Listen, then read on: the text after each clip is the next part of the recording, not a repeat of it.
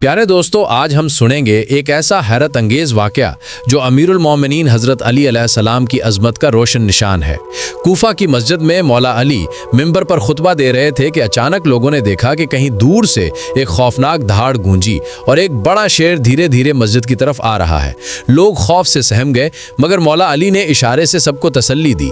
شیر آ کر احترام سے مولا علی کے قدموں میں بیٹھ گیا اور کچھ ہی دیر میں ایک شیرنی بھی نمودار ہوئی جو اپنے ساتھ ایک ننھا سا بچہ لائی تھی۔ شیرنی میں وہ بچہ مولا علی کے قدموں میں رکھ دیا اور مولا علی نے شفقت سے فرمایا کہ یہ میرا بیٹا ہے، شیر کی نسل میں اس کا نام حارث ہے۔ حارث نے اسی دن سے اہل بیت کی وفاداری کا عہد نبھایا۔ سال گزر گئے اور کربلا کا وقت آیا تو یہی حارث راتوں کو خیموں کے گرد پہرا دیتا تھا اور یزیدی لشکر کا کوئی سپاہی خیموں کے قریب آنے کی ہمت نہ کرتا۔ عاشورہ کی صبح جب امام حسین میدان کے لیے نکلے تو حارث غم سے دھاڑتا ہوا راستے میں آیا، مگر امام نے فرمایا کہ آج میری جنگ انسانوں کے خلاف ہے، تمہاری نہیں، اور حارث پیچھے ہٹ گیا۔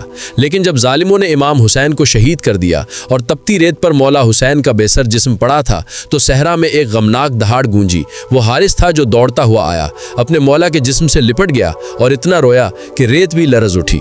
کچھ دیر وہ حسین کے جسم مبارک کے پاس بیٹھا رہا اور پھر خاموشی سے کربلا کے صحرا میں غائب ہو گیا اور اس کے بعد کبھی کسی کو نظر نہ آیا۔ یوں کوفہ کے منبر سے لے کر کربلا کی آخری ساعت تک حارث نے اپنی وفاداری نبھائی اور اپنی محبت کی لازوال مثال قائم کر دی۔